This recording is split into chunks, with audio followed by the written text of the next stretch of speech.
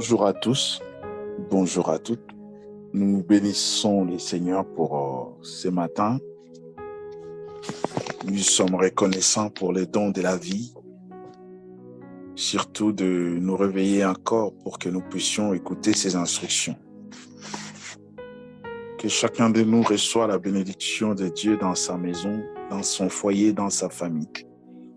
Nous continuons toujours sur notre étude de Ésaïe 58. Nous avons fait les tours et là nous arrivons vers la fin, mais je ne pense pas pouvoir tout finir. Je pense que si le Seigneur nous fait grâce de repartir encore au verset premier, nous verrons qu'il y aura des choses à dire là-dessus. Et nous nous contentons de ce que le Seigneur nous donne et nous prenons ce que le Seigneur nous donne. Et ce matin, nous allons continuer notre lecture toujours dans le livre d'Ésaïe 58, à partir du 13e verset, parce que je crois avoir développé le 12e, du 10 au 12e verset dans la semaine, je crois, ou le dimanche, que j'ai développé cela par la grâce du Seigneur. Et ce matin, nous allons nous entretenir sur le verset 13, voire les 14, mais je pense finir vraiment avec les 14, soit dans la semaine ou le dimanche. On verra de toute façon. Mais dans tous les cas, je pense jusqu'à la fin de l'année, je vais essayer de développer beaucoup plus sur les jeûnes et les prières. Par la grâce du Seigneur, nous espérons que cela va nous aider énormément.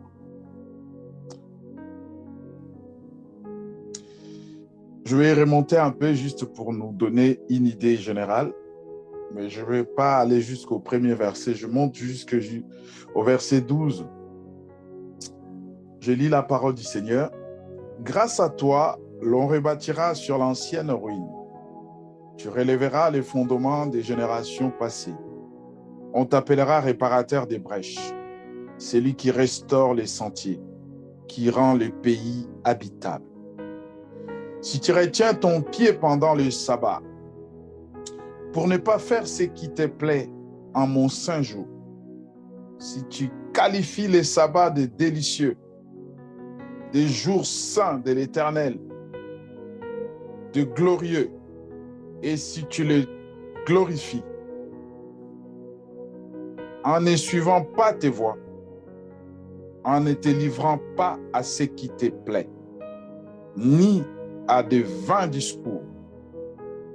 Ainsi, tu feras de l'Éternel tes délices, et je te transporterai sur les hauteurs du pays.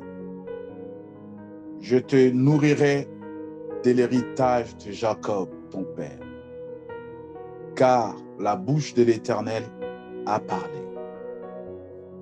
Seigneur, bénis ta parole dans nos cœurs. Nous voulons écouter ta bouche, rien que ta bouche nous parle ce matin. Nous nous soumettons à ta volonté divine et nous ouvrons nos cœurs grandement ouverts pour que tu fasses ton entrée et que tu inscrives tes paroles dans nos cœurs. Merci pour ce matin, cher Saint-Esprit. Merci pour ton action dans nos cœurs. Merci pour ta lumière dans nos vies. Merci, cher Saint-Esprit, pour la vérité. Nous te bénissons ce matin, Seigneur. C'est là au nom de Jésus. Amen. Oui, bien-aimé, j'ai parlé par rapport au sabbat. Ce matin, nous allons parler du sabbat, le sabbat du Seigneur. Déjà, certaines personnes se posent la question, est-ce que c'est les sabbats? Est-ce que c'est les dimanches? Est-ce que c'est les samedis? Est-ce que... Je l'ai dit, bien-aimé, avant de commencer mon exhortation sur ces jours, je l'ai dit, la Bible, d'ailleurs, nous parlons de la Bible lorsque nous joignons les deux grandes parties du livre, c'est-à-dire de l'Ancien et du Nouveau Testament. C'est là où nous parlons de la Bible. Sinon, lorsque cela est séparé, l'Ancien est appelé la Torah et le Nouveau est appelé le Nouveau Testament, si vous voulez, comme nous les appelons. Mais dans tout ça, tout forme la parole de Dieu. Et lorsque Dieu va voir Moïse, dans Exode au chapitre 20, il va donner à Moïse les lois. Et les lois que Dieu va donner à Moïse, il va lui donner la 4e loi qui concerne les sabbats. Nous sommes dans Exode chapitre 20 et au 8e verset. Le Seigneur dit ceci. Souviens-toi du jour du sabbat pour les sanctifier. Souviens-toi du jour du sabbat pour les sanctifier. Tu travailleras 6 jours et tu feras tout ton ouvrage. Mais le 7e jour est le sabbat de l'Éternel, ton Dieu. Tu ne feras aucun ouvrage, ni toi, ni ton fils, ni ta fille, ni ton serviteur, ni ta servante, ni ton bétail, ni l'étranger qui réside chez toi. Car en 6 jours, l'Éternel fait les cieux, la terre, la mer et tout ce qui s'y trouve. Et il s'est reposé le 7e jour. C'est pourquoi l'Éternel a béni les jours du sabbat et l'a sanctifié. Bien-aimé, le Seigneur dit à Moïse, tu travailleras 6 jours, en une semaine de 7 jours, et le 7e jour, tu le consacreras à Dieu. Ça sera un jour du repos. Repos comme moi, Dieu. Je travaillais 6 jours. Je formais les ciels, la terre, les mers et tout en 6 jours. Et le 7e jour, je me suis reposé. Toi aussi, tu te reposeras le 7e jour. Tu ne feras rien le 7e jour.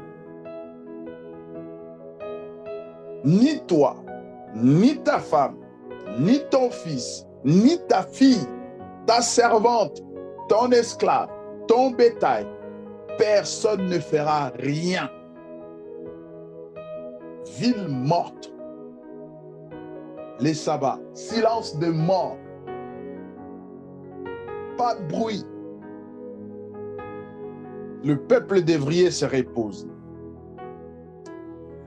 Et selon notre texte d'Ésaïe 58, parce que nous parlons des jeunes et les conditions où les jeunes qui plaisent au Seigneur, le Seigneur vient énumérer les jours du sabbat. Il dit ceci, ces jours-là Si tu retiens ton pied pendant les sabbats, c'est-à-dire tu ne bouges pas, tu ne vagues pas dans tes occupations, pour ne pas faire ce qui te plaît à mon saint jour, si tu qualifies les sabbats de délicieux, si tu qualifies le repos du Seigneur d'un jour merveilleux, des jours saints de l'Éternel, de glorieux,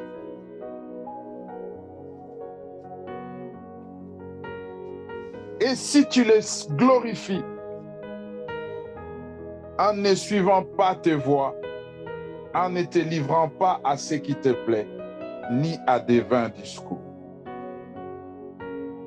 Dans tout ça, bien-aimé, je reviens dans Exode. Dans Exode, bien-aimé, nous sommes dans une configuration de la loi. Et dans la loi, je nous ai dit, c'est ça, c'est là une fois.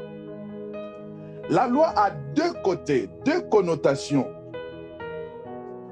Il y a un côté moral.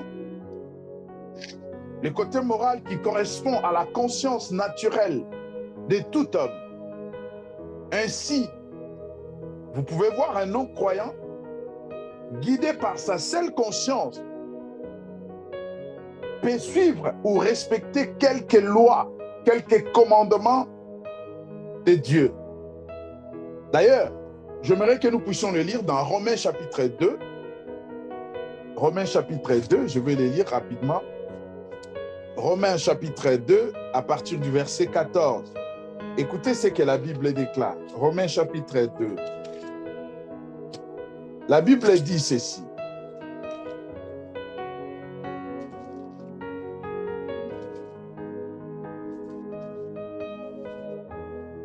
À partir du verset 14. Quand les païens qui n'ont pas la loi font naturellement ce qui prescrit la loi, eux qui n'ont pas la loi, ils sont une loi pour eux-mêmes. Ils montrent que l'œuvre de la loi est écrite dans leur cœur, dans leur conscience. Dans leur cœur, leur conscience en rend témoignage et leur raisonnement les accuse ou les défendent tout à tout. Parlons du côté naturel de la loi. Parce que dans l'homme, il y a une partie de Dieu, il y a une partie divine, il y a un côté divin. Parce que l'homme a été créé selon la ressemblance de Dieu. Et Dieu a mis un côté divin dans l'homme, que ce soit l'homme naturel ou l'homme spirituel. Voilà pourquoi, comme je l'ai dit, nous le savons, nous pouvons voir.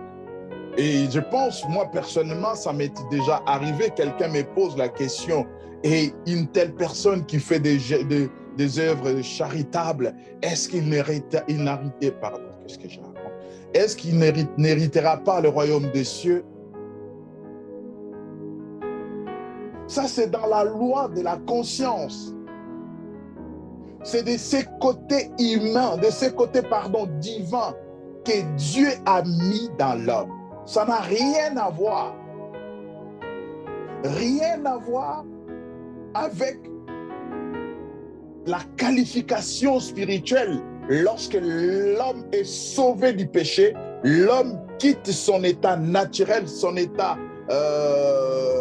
animal, pour passer de l'autre côté et devenir l'homme spirituel. Et je disais, les deux côtés de la loi, le premier côté est le côté moral. Et le deuxième côté est le côté relationnel. Et même dans les côtés moral, vous verrez que, je disais à quelqu'un dernièrement, on était en train de parler avec une maman, j'essayais de l'expliquer par rapport à certaines choses. que nous voyons aujourd'hui, l'Église a essayé un peu d'aggraver. Bon, on ne sait pas, on est perdu, chacun a son appréciation, chacun essaye d'interpréter à sa manière. Je disais, après que l'homme ait péché, la vie a continué. Et quand la vie a continué, les sociétés s'organisaient. Sans la loi établie, on n'était pas encore dans Exode 20.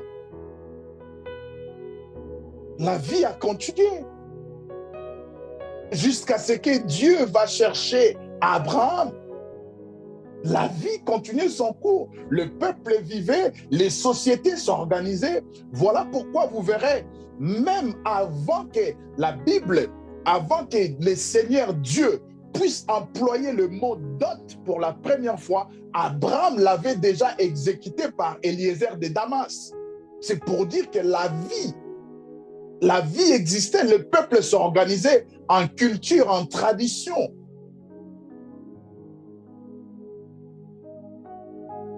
Ça, c'est du côté moral. Le peuple s'est organisé.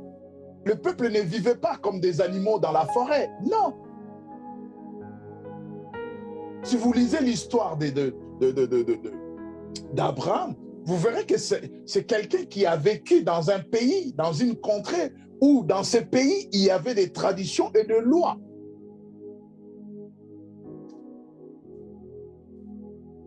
Si vous lisez l'histoire des Chaldéens, vous verrez comment ils vivaient, quel était ce peuple. Et si vous allez du côté de l'Irak, vous verrez que c'est ça qui correspond à la ville ou au pays où vivait Abraham. Donc le peuple vivait. Par 2 fois, moi je prends l'exemple toujours d'Abraham, par 2 fois, j'ai vu cet homme accomplir des choses que le Seigneur n'avait pas encore dit avant. Lorsqu'Abraham rencontre Melchisédek, Dieu ne lui avait pas demandé de lui donner la dîme. Avant qu'Abraham fasse cette œuvre, vous verrez la dîme mentionnée nulle part. Mais Abraham l'a fait parce qu'Abraham sortait d'un peuple, sortait d'une famille où ils avaient la croyance à des divinités. Abraham savait comment honorer des divinités.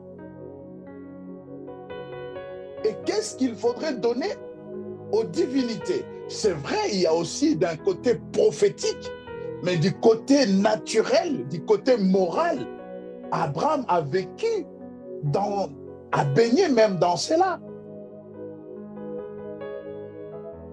J'avance. Du côté naturel, ou relationnel, pardon, je disais, ce côté ne consiste et ne concerne que Israël. Je suis dans la loi, je suis bien dans Exode 20.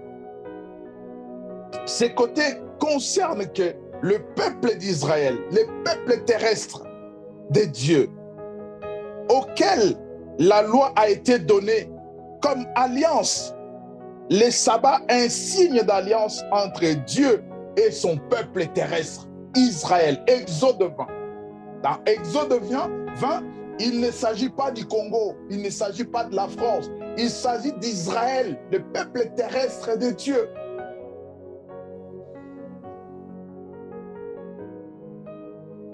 Exode chapitre 31, le verset 15 à 17. Je vais lire cela rapidement. Exode 31.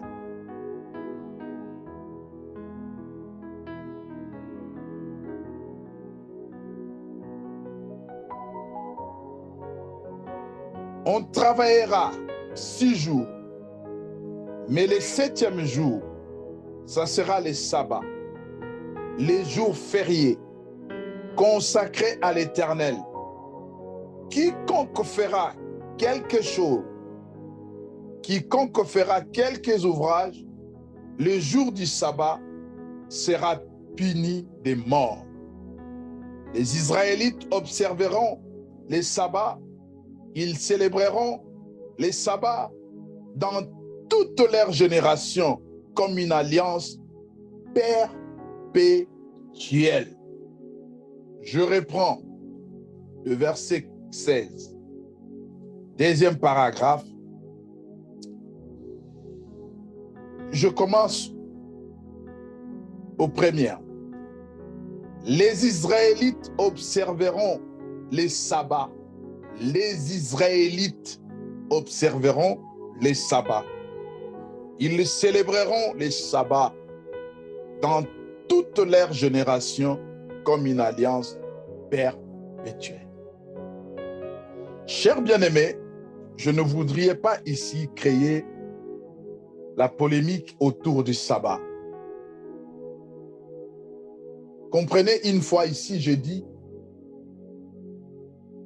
si nous ne sondons pas les Écritures, si nous ne étudions pas les Écritures, il y a certaines choses que nous ne pouvons comprendre.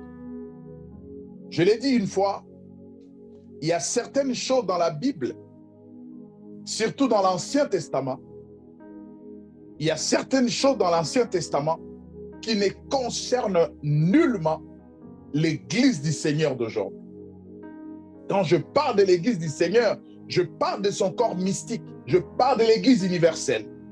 Il y a certaines choses dans l'Ancien Testament qui ne concernent même ni sur le plan prophétique, qui ne concernent pas l'Église d'aujourd'hui.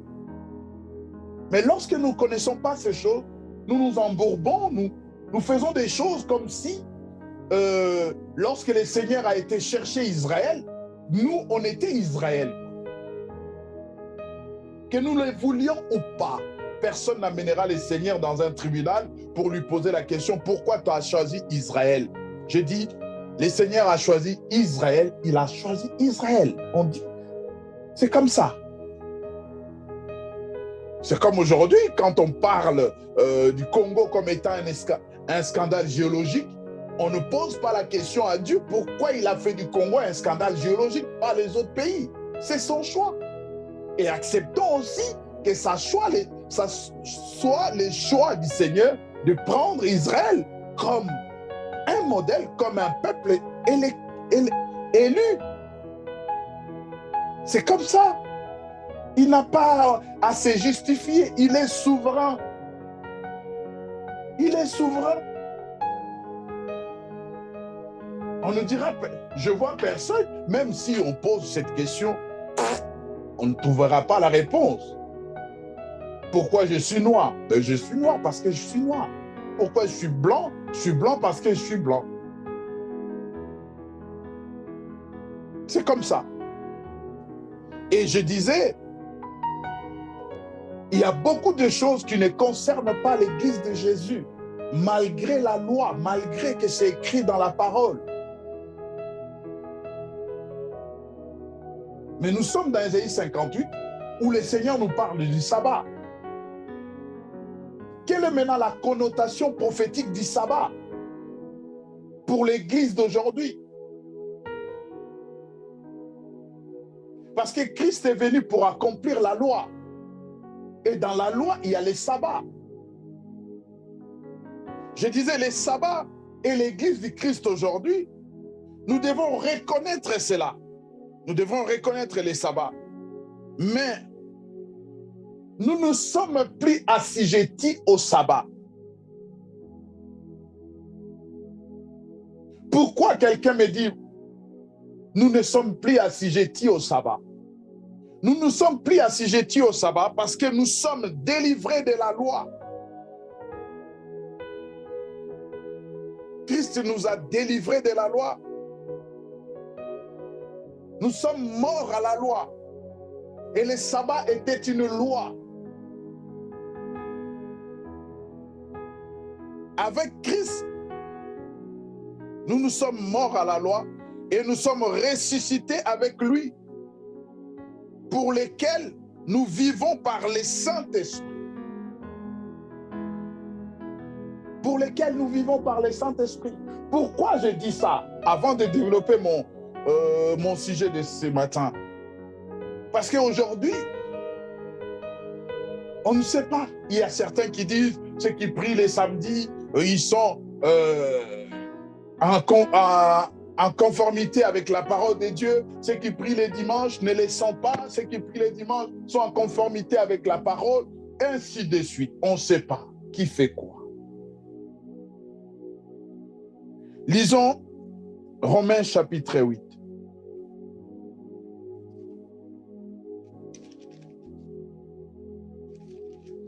Je vais lire Romains chapitre 8. Je vais lire d'abord Romains chapitre 7, verset 4.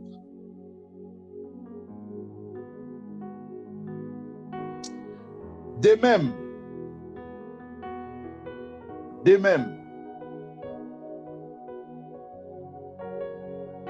mes frères, vous aussi, vous êtes morts à l'égard de la loi, par le corps du Christ, pour appartenir à un autre, à celui qui est ressuscité d'entre les morts, afin que nous portions des fruits pour Dieu. Vous pouvez lire la suite.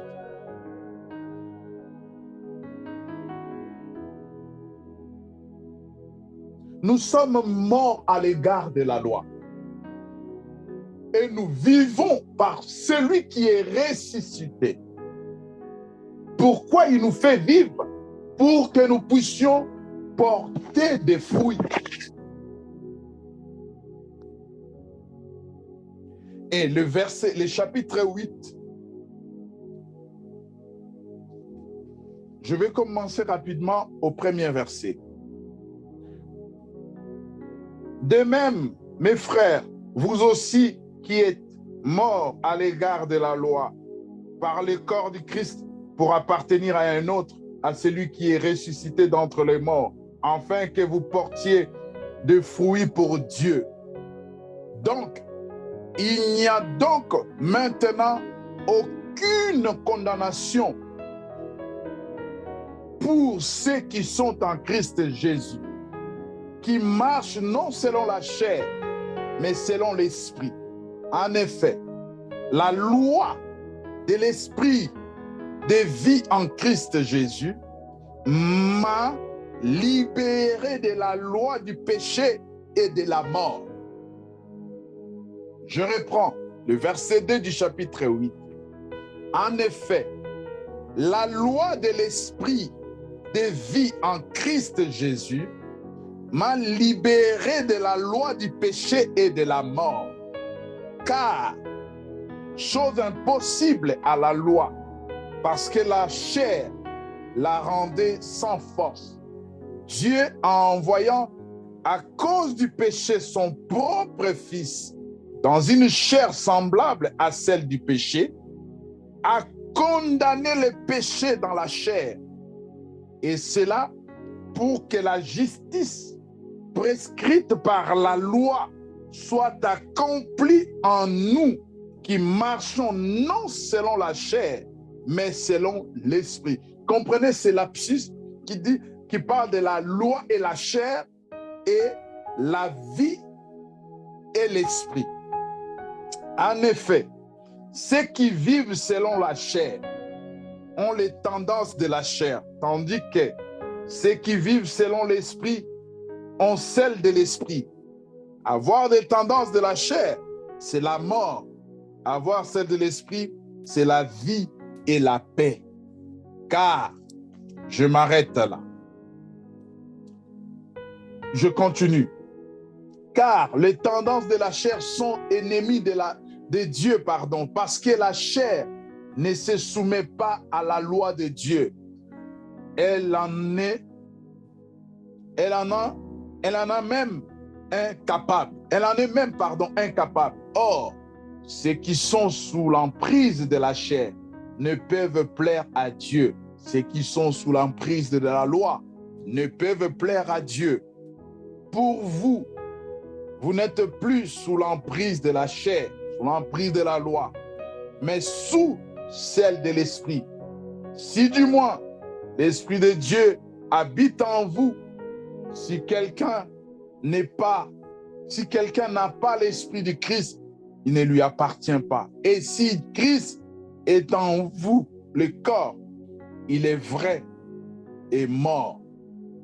Si Christ est en vous, le corps, il est vrai et mort à cause du péché.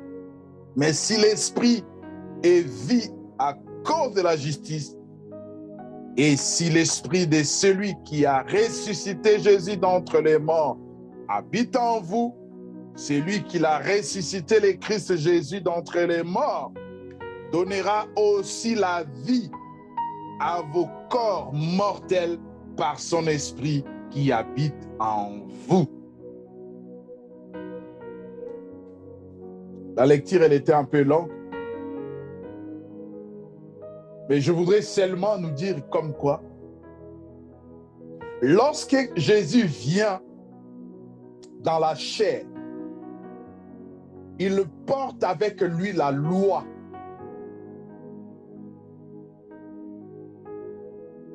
D'ailleurs, vous verrez dans Galates 4, au verset 4, que dit la Bible. Galates 4, verset 4, la Bible parle au sujet de la loi et de Jésus.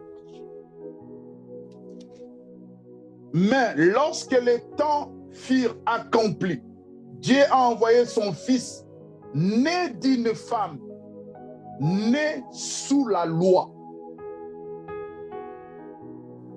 Et pourquoi Christ est né sous la loi? Écoutez la réponse. Afin de racheter ceux qui étaient sous la loi pour que nous recevons l'adoption. Et parce que vous êtes fils de Dieu, parce que vous êtes des fils, pardon, Dieu a envoyé dans nos cœurs l'esprit de son Fils qui crie Abba, Père. Christ est mort sous la loi parce qu'il devrait accomplir la loi. Et en cela, vous verrez que Christ a été circoncis le 8e jour, selon la loi. Parce qu'il devrait accomplir la loi. Il ne devrait pas déroger, passer à côté de la loi. La loi devrait s'accomplir en Christ Jésus. Pas à quelqu'un d'autre.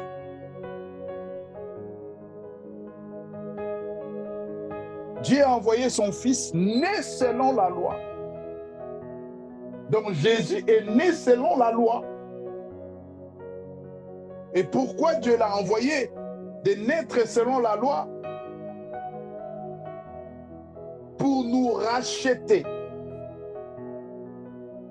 Donc lorsque Jésus naissait,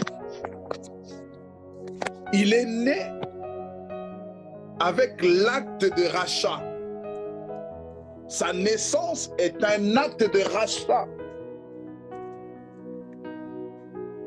Cet acte de rachat, c'est pour son Église. C'est pour le corps mystique.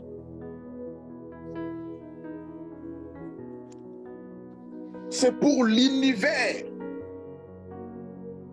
Voilà pourquoi la Bible dit dans Jean chapitre 1, verset 16, Jean 3, 16, pardon, que Dieu a tant aimé l'univers, Dieu a tant aimé le cosmos, il a envoyé son Fils unique.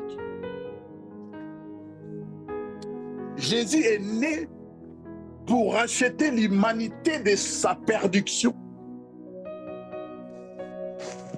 Et lorsque nous lisons dans Galates, il dit qu'il est né sous la loi. Jésus n'est pas né sous la grâce. C'est lui qui vient avec la grâce. Avant lui, il a manifesté la grâce. Mais la grâce n'était pas permanente, la grâce n'était pas perpétuelle. Il a manifesté quelques œuvres de la grâce. Mais là, lorsqu'il naît, la grâce est disponible. Voilà pourquoi Paul dira, là où le péché a abondé, la grâce a surabondé. La grâce est permanente, la grâce déborde. Et lorsque Christ y vient, nous voyons directement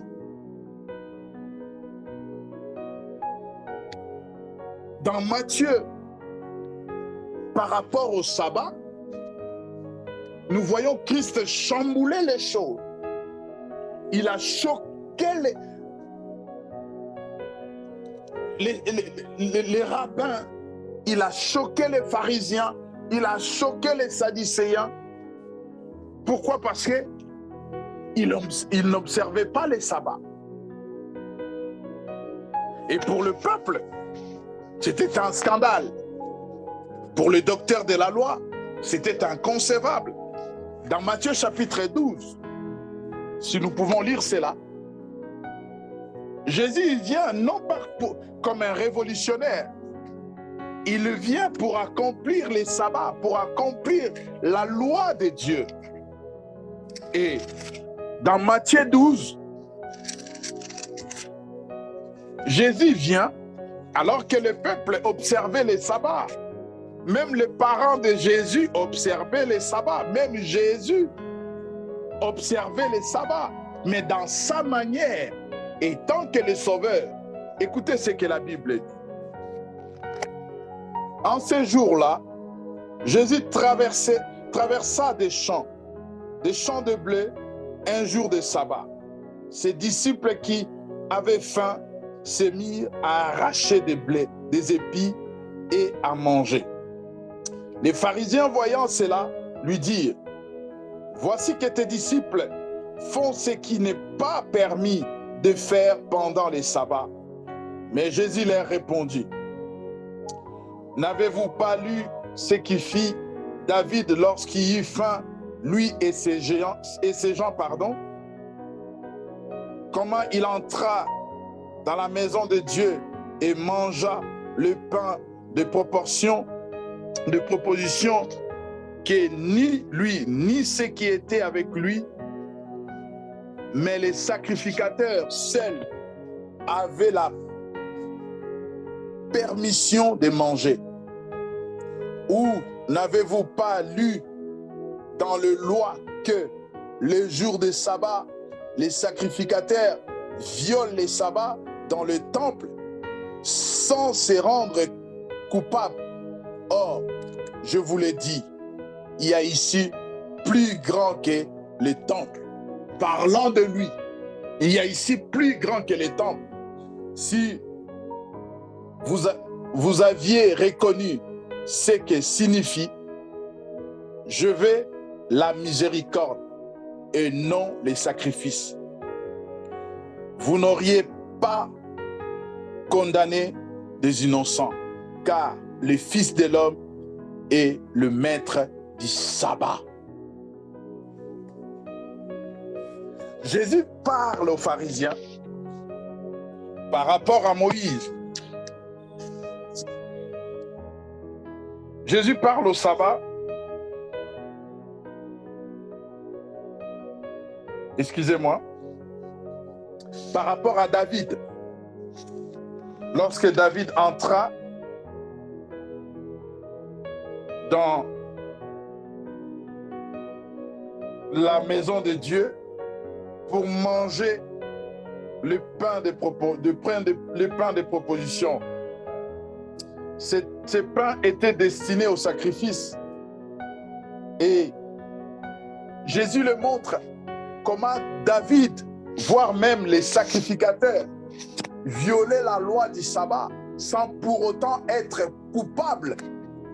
Il est juste en train de leur montrer sur le plan prophétique ce que David avait accompli étant que leader, roi, et celui par qui le Messie devait naître, celui qui avait la souveraineté, celui qui avait l'autorité sur les tabernacles. Comment il devrait se comporter? Il parle, il dit, ici, devant vous, il y a plus que les temples. Il y a plus grand que les temples.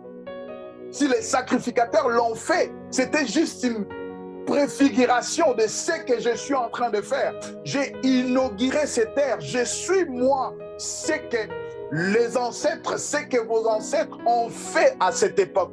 Ici, il y a plus grand que les tabernacles, il y a plus grand que les temples. C'est le salut même, c'est les chemins, c'est la vie même. Et il dit, car le Fils de l'homme est maître du sabbat. Jésus est maître du sabbat. Et Jésus qui vient comme maître du sabbat, qu'est-ce qu'il fait? Il change de choses. Il change la direction des choses. Il change les discours. Il donne une autre orientation au sabbat. Il dit au peuple d'Israël, le sabbat c'est la loi. Je ne suis pas contre, mais ici c'est l'accomplissement de la loi. Ici les choses doivent changer. Parce qu'Israël attendait un Messie. Il ne savait pas que lorsque le Messie devait venir, le Messie allait accomplir la loi. En fait, le Messie venait pour ouvrir les yeux du peuple d'Israël, pour qu'ils comprennent quelle direction suivre. Ne pas rester dans les rites, ne pas rester dans des jeûnes stériles, mais maintenant obéir. Celui qui est plus grand que la loi, celui qui est plus grand que les temples. Et Jésus vient, on lui pose la question, mais il est interdit. Il est interdit de faire quoi que ce soit les jours du sabbat. Et vous connaissez une autre histoire. Lorsque Jésus voulait guérir quelqu'un, ces mêmes pharisiens sont sortis pour lui faire la morale. Jésus leur a dit, mais vous, messieurs hypocrites que vous êtes, si un de vos animaux tombait dans un trou, les jours du sabbat, vous le laisserez dans le trou? En cela, Jésus voulait dire, ce temps est dévolu, ce temps est dépassé. Nous sommes maintenant à un autre temps. Vous devriez vous adapter à ce temps. Les rites sont finis. La loi est gravée dans les cœurs. La loi est dans la conscience, dans la morale. Mais maintenant, c'est l'esprit. C'est l'esprit. Et lorsque Jésus vient, avant de commencer son ministère, il va voir Jean pour que l'esprit se confirme à lui, afin que le peuple voie cette qualification. Et Jésus a commencé son ministère. Donc le Saint-Esprit était celui qui devrait frayer les chemins, celui qui devrait montrer au peuple la lumière qui devrait briller pour que le peuple voie la direction. Cette lumière qui est la configuration de cette colonne de feu qui les conduisait la nuit lorsqu'on ne voyait rien, mais il y avait cette colonne de feu qui les dirigeait. Et le Saint-Esprit vient sur Jésus pour montrer cela, que le peuple maintenant avait besoin d'un éclaircissement, d'une lumière. Et lorsque le peuple n'a pas cette lumière, le peuple reste dans les rites, dans la tradition et dans la loi. Comme quoi, on ne fait rien le jour du sabbat, on ne mange pas, on ne touche pas aux épis, on ne touche pas à ceci, on ne fait pas ceci. Oh non! La Bible dit que Christ nous a délivrés de la malédiction de la loi. Quelles que soient les lois, comme on a des habitudes de les entendre dans nos églises, les lois établies, ces lois qui les a établies, ces lois que ça soit établi avant ou après Christ, la Bible dit, nous sommes morts au péché et Christ nous a délivrés de la malédiction de la loi. Nous ne nous délivrons pas de la malédiction de la loi. Nous ne nous délivrons pas de la loi. C'est Christ qui le fait. Et il a fait à notre place. Il nous a donné. La Bible dit, Dieu, étant donné que nous sommes morts par le péché dans la chair, Dieu a revêtu son Fils de la chair pour qu'il vienne mourir et prendre le péché dans son corps de la chair et de ressusciter pour nous donner de vivre selon l'esprit du Christ. C'est ça le sabbat. C'est ça l'esprit du sabbat. L'esprit du sabbat, c'est vivre selon l'esprit du Christ. Et lorsque nous lisons dans Romains, là où nous venons de lire, il dit, les œuvres de la chair sont manifestes. L'inconduite, l'immoralité, l'impudicité, la magie, l'orgie. Ça, c'est les œuvres de la chair. Et dans notre texte de prédilection, parce que je suis obligé de revenir dans Ésaïe 58 pour nous montrer ce que je suis en train de dire. Ésaïe 58, écoutez ce que la Bible déclare. Si tu retiens ton pied pendant les sabbats,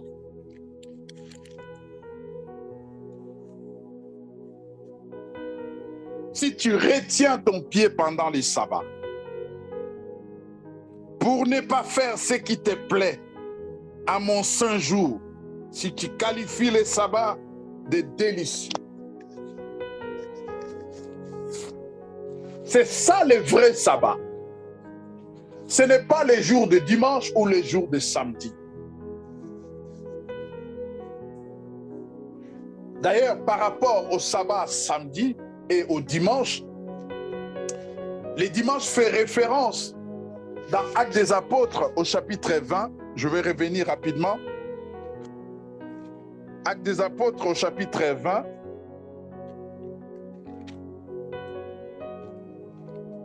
Au verset 7.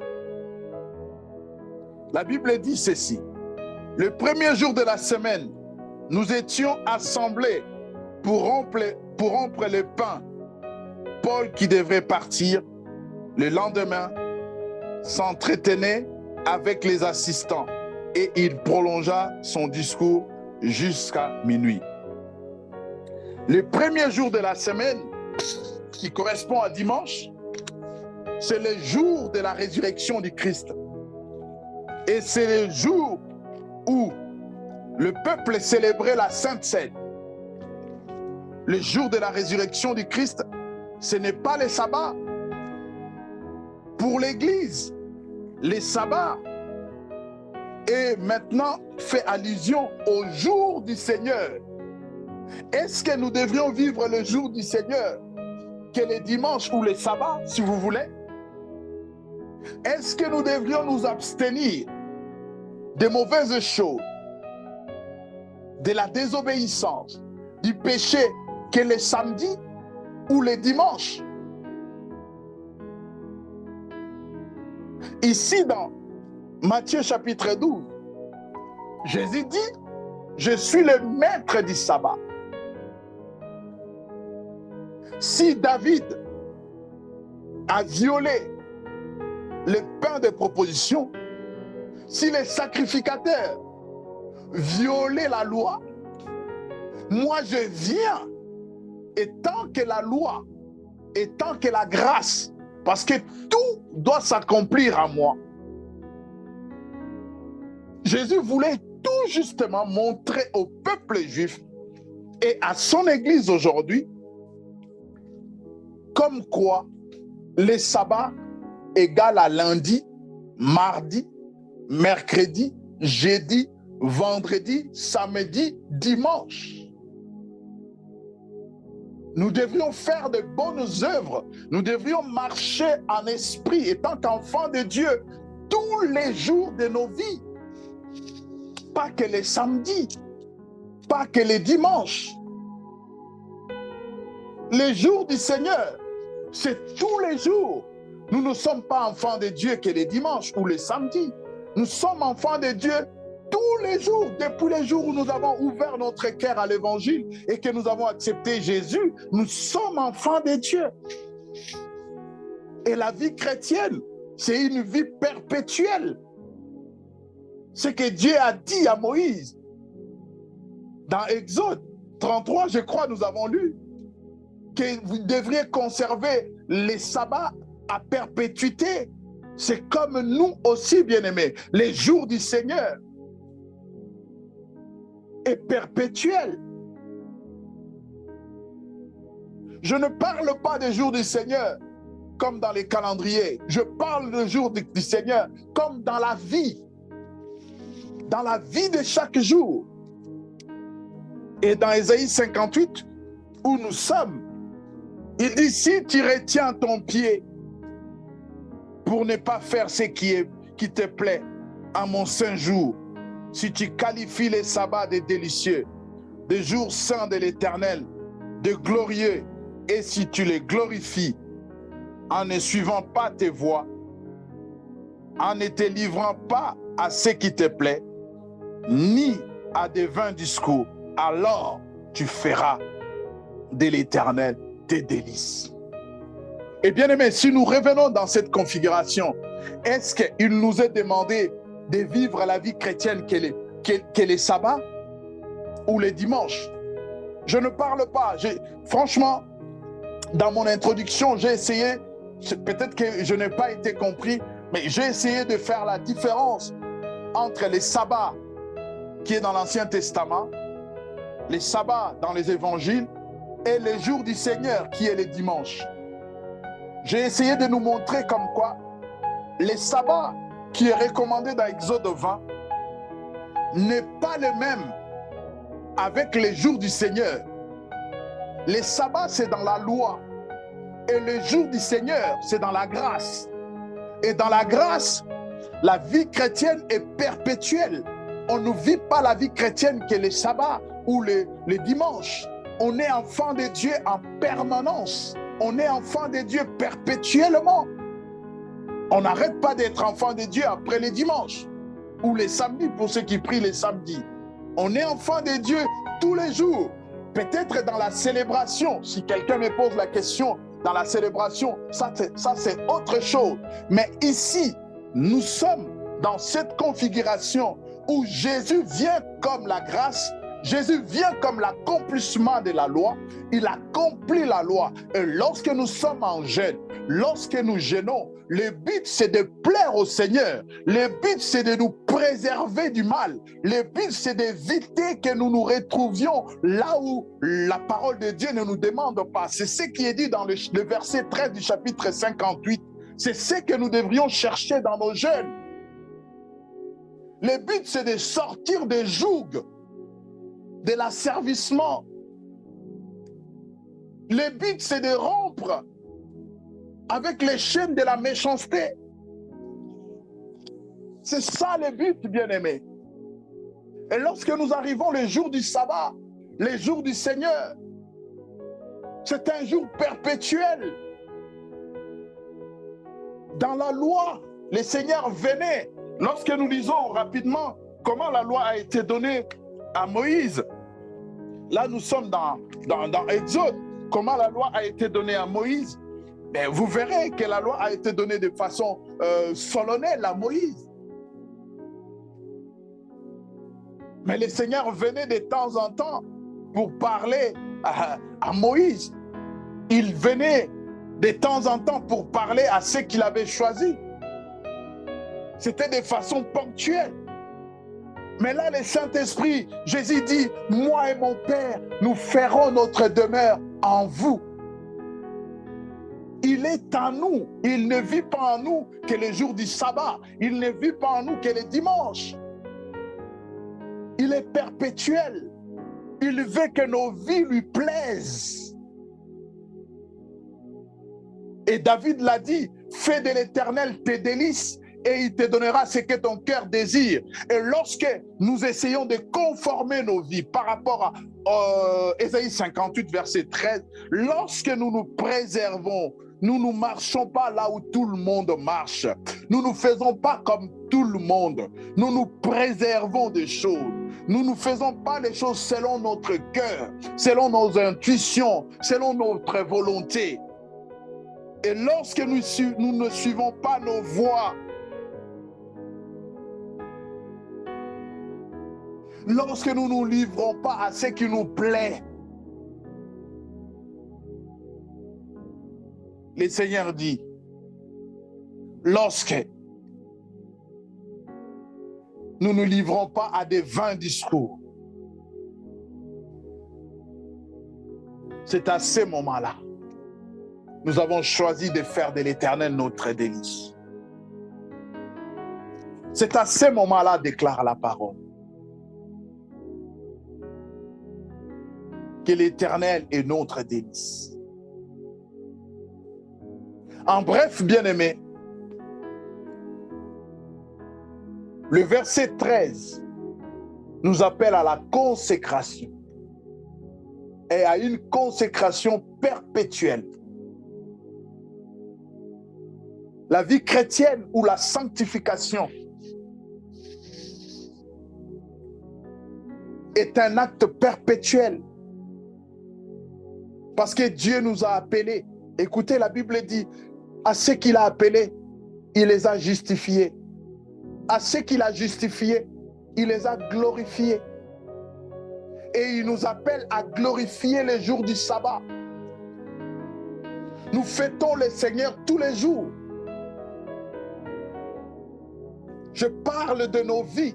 Je ne parle pas de la célébration dominicale. Nos vies doivent célébrer le Seigneur tous les jours. Lorsque nous sommes en jeûne, c'est pour chercher la communion avec le Seigneur. C'est pour chercher à les célébrer. C'est pour chercher à les glorifier. À les glorifier, bien-aimés. Il parle de notre vie, pas des autres. Le Seigneur parle de nous. Il dit, si tu qualifies les sabbats de délicieux, les sabbats, c'est les jours du repos. Et je pense dans les livres des Hébreux, lorsque le Seigneur nous appelle, il nous fait entrer dans son repos. Il nous fait entrer dans son sabbat. Et nous sommes perpétuellement dans le repos du Seigneur. Non pas seulement les samedis ou les dimanches. Bien-aimé, que la vie chrétienne soit une vie précieuse, glorieuse. Quand je parle de la gloire, je ne parle pas sur le plan matériel. Je parle sur le plan spirituel. Comme David disait, David ne vivait pas, n'a pas vécu les temps de la grâce. Mais cet homme avait la révélation de dire, je suis dans la joie, je suis dans la gloire. Lorsqu'on me dit d'aller dans la maison du Seigneur. Mais maintenant, nous sommes la maison du Seigneur. Parce que l'Esprit de Dieu habite en nous. Faisons de nos vies une gloire. Faisons de nos vies une délice. Parce que le Seigneur attend que nous puissions les glorifier dans nos vies. C'est ça, bien-aimés. C'est ce que nous devrions chercher pendant ces temps de jeûne. Qui va entrer en 2023? C'est le Dieu le sait, bien-aimé. Certainement, il y aura des gens qui n'auront pas jeûné, je ne sais pas combien de temps, qui n'entreront pas en 2023. Certainement, il y aura des gens aussi qui auront jeûné pendant de temps, mais qui n'entreront pas non plus. Ce n'est pas ça. Ce n'est pas ça d'entrer dans 2023.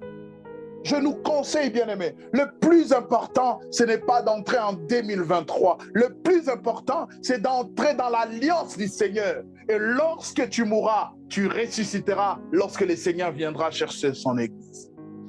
C'est ça le plus important. C'est d'entrer dans l'alliance avec le Seigneur et de chercher à entretenir cette alliance par une vie conforme à la parole de Dieu. Que le Seigneur vous bénisse.